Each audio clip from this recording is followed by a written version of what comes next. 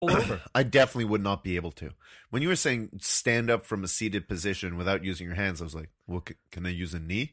And you're like, no. Oh, no, I couldn't do it either then. Yeah. Who are these like yogis that you're hanging out with that you just stand up from one toe on the floor with the butt? Yeah, they were women, so I guess they're a little more, and they're younger. But I feel like it's not lost. Not all is not lost for me. No, maybe. Well, I got time. well, I mean, Matthew, already you walk with your feet just basically pointing east and west. You're No. walking like a penguin. That's not true. I've made conscious efforts to not do that. I did it as a child, Yeah, and and it's a grown man. No. Every year, the first snowfall, Yeah. that's where I'll look behind me as I walk. And I'm like, oh man, my legs are starting to point out a little bit. Got to really focus because I want to leave decent tracks in the snow. Straight footprints. Yeah, like if somebody walks behind me, someone taking my footsteps, I want them to be like, this guy's got a really straight walk. Uh-huh. I admire this walk, and they're going to use them as their own pathway. as their pathway. Yeah. I don't want to leave crooked pathways for people. Now, Matthew, why do you think your feet stick out so much? They do not. Well, they do. I've definitely seen it. No way, man. It's definitely not as bad. When I was younger, they would, and I would also walk like a velociraptor because I thought that was a thing that I enjoyed. 1993, Jurassic Park comes out. Everybody's doing Watershed the raptor. moment, clearly. For What? both, a watershed moment for both of us. Yes, everyone's doing the raptor in '93, and Everyone's doing the raptor. You made it sound like everybody do the dinosaur. It was like everybody's doing the raptor. Don't you know it's 1993 and everyone's like tapping their one big toe and they've got their arms sort of folded in front of them and then they sort of like squawk to each other and take off running before a big leap. like this is the start of the raptor dance. It's just tap your big toe. Yeah. That's really Tap your big toe and wag your tail. Everybody do the raptor. it's sung by The B-52s. The B-52s. Everybody wants to do the raptor. That's it. And then Done. and then it's just the ladies like, stay out of the kitchen. That's where the raptors get you if you're a little child in Jurassic Park. And if you're the raptor, don't be fooled by your reflection. I like how it's advice to humans and also advice to raptors. It's got to appeal to both. Yeah. Um, Well, different demographics. This is going to be a big hit. Yeah. With all types. Well, Raptors, humans. back when Jurassic Park came out, it was possible in everybody's mind to clone dinosaurs. I thought maybe in a few years we'd have dinosaur theme parks. That's true. We don't. Well, I mean, I think it's because anyone who's thinking about opening a dinosaur theme park has probably seen Jurassic Park, and they know that it doesn't end well. But what about the second Jurassic Park? Well, it starts not good and continues to not be good. The third one wasn't so much of a park, but the fourth one, that was a functioning park. Yeah, they tried it again. You know what happened? Hmm. It went bad again. Yeah, people just need to set their. You know what? The people from Prehistoria, What's that now? they had it right. You make dinosaurs, but you make them miniature. Yeah, was that the name of that movie? Yeah, it was another Wayne Knight dinosaur movie. Wayne Knight was in that? Oh yeah, I he haven't was the seen one that. who wanted to steal the dinosaurs. Wow, interesting. Both movies, he wants to steal dinosaurs, basically. Yeah. Yeah, so it was a kid who had a bunch of... How did he get those tiny dinosaurs? I think he stole them from Wayne Knight, or like But there was a where'd they- briefcase that was like mixed up, and then he raised them as pets. Yeah. So And he one had of them like... was called Elvis. That was the T-Rex. He was Elvis because he really liked dancing to Elvis. Okay. Like he had a little brontosaurus that was Yeah. like, 2 feet tall, Yeah, even though it should be like hundreds of feet tall. yeah, that's the way to do it. You make a miniature Jurassic Park. All That's the dinosaurs, even if they get loose, you just step on them. I guess that's true. Because even like, I feel like if a T-Rex saw was like 12 inches tall, it would be scared of a human, and so it wouldn't be a threat. Nah, they were pretty wiry. They had a lot of gumption. Yeah, Yeah. like a little pterodactyl. I don't even know if that would work physics wise. If it'd be able to glide around the same way. Hummingbirds do it all the time. They don't glide. They flap, flap, flap, flap, flap, flap. What about a bat? Oh yeah. Well, they flap, flap, flap, flap, flap, but also glide. They'd find a way. Yeah. Nature Oh. finds a way. We've had 65 million years of practice. Oh, that's like the bad tag on the poster. They've had 65 million years of practice. Speaking of practicing, Matthew, Yeah. I'm gonna keep doing this voice for the rest of the show. If we haven't lost all the listeners from our last stint, I think this will do it. But so yes, I used to walk weirdly. I was probably 8. I did the Raptor. I had my weird legs, but everything's looking better now. I think I'm walking like a human being. What about you? I don't know, Matthew. I think I walk fine. I don't know. Even with your weird childhood habits? Yeah, I mean, I guess as a kid, we were talking about the cross-legged sit. I would do the opposite sit. I would sit with my ankles out to the side, like beside my butt. It was like my legs made a W for anyone seeing me. It's like an exorcist. Like the opposite of cross-legged. Instead of going in, they were going out. Yeah. And I was just comfortable like that for years. I feel like my parents were worried that I was going to have hip problems because of it. You're going to walk around like a crab. Yeah. And then by the time, that's why they named me Sebastien. And then by the time I was like 12, I was mostly sitting on chairs and couches. And so I lost that ability, unfortunately. Mostly sitting on chairs and couches. As opposed to the floor. Yeah. When you're a kid, you just sit on the floor.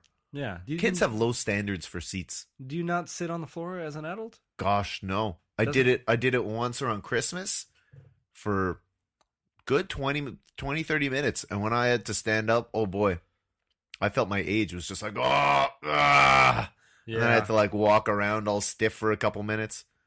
Sitting cross-legged, that's for kids. It's kid stuff. I still do it, but I don't really see any adults. Like I never remember my father sitting on the floor. No, I remember my father like lying on the floor, leaning on a thing. Okay. But were all the chairs taken and he was just being polite? No, I think he was just like felt like stretching out on the floor or whatever. Okay. I still do things that I feel like I shouldn't be doing. Like if there's a long flights of stairs. Yeah.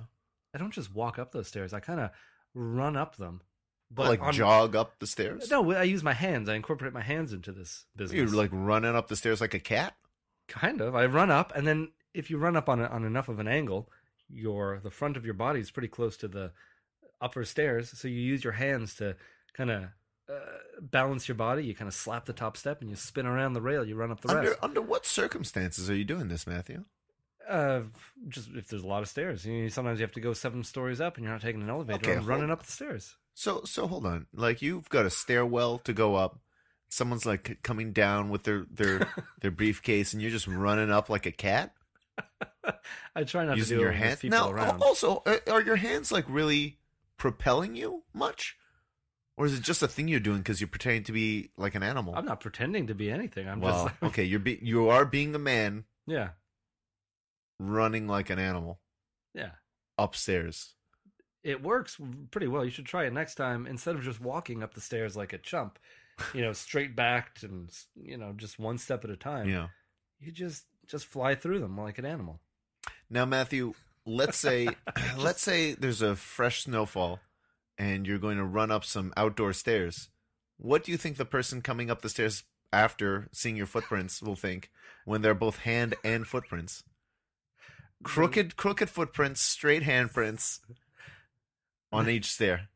I think if they were smart, they'll think, someone's got it figured out.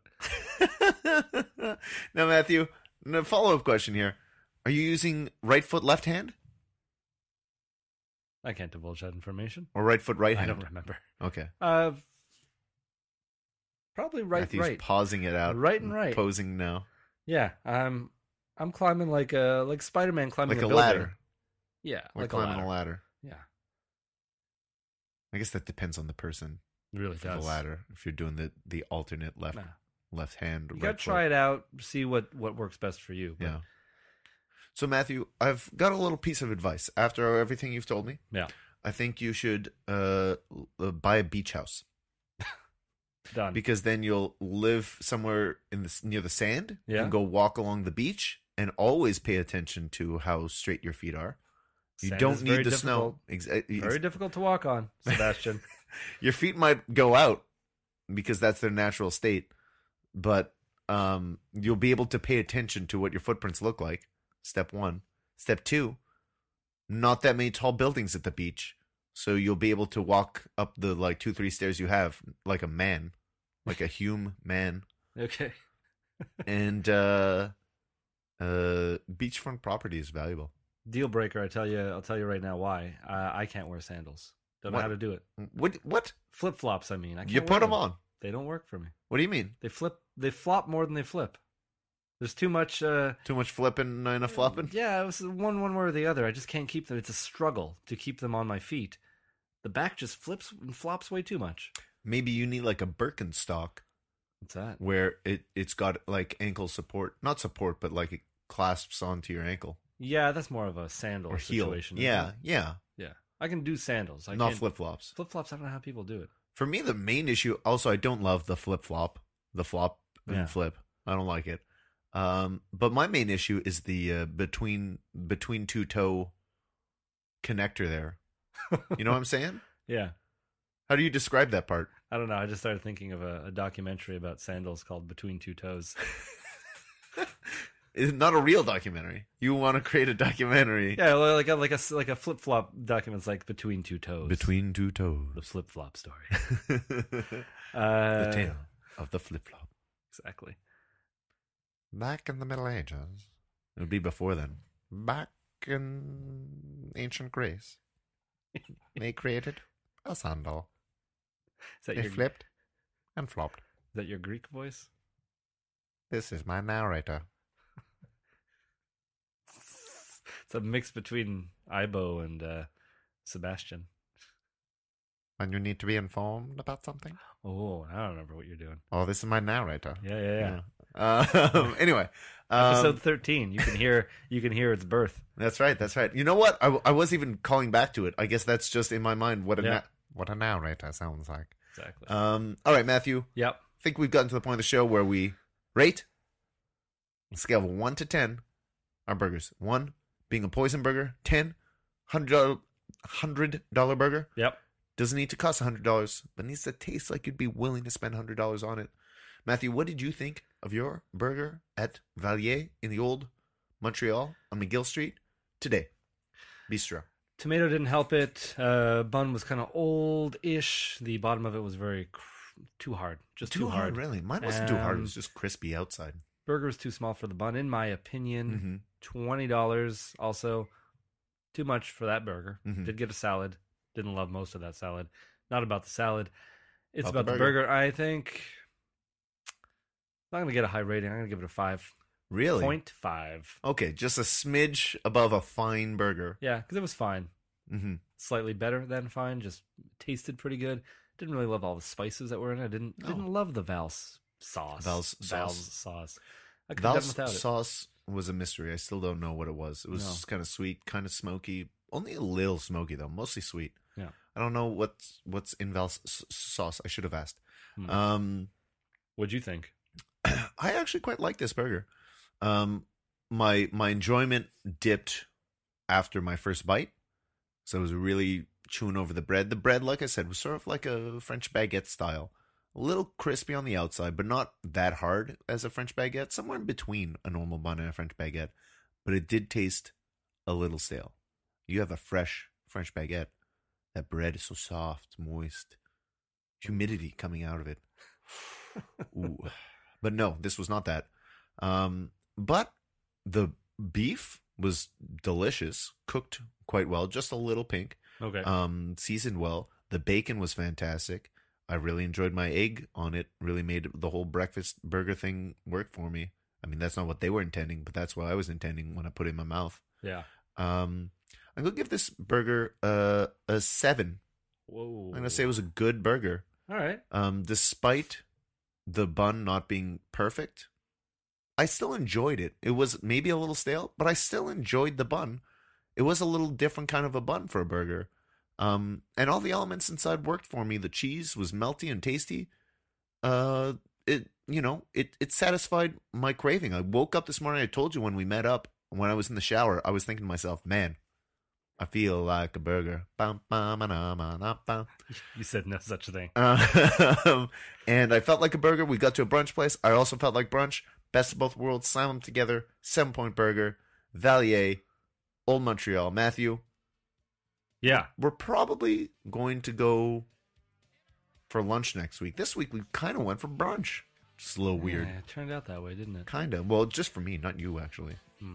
But next week we're probably gonna go for let's try and do that. We'll go for lunch and not like mix up our meals, brunch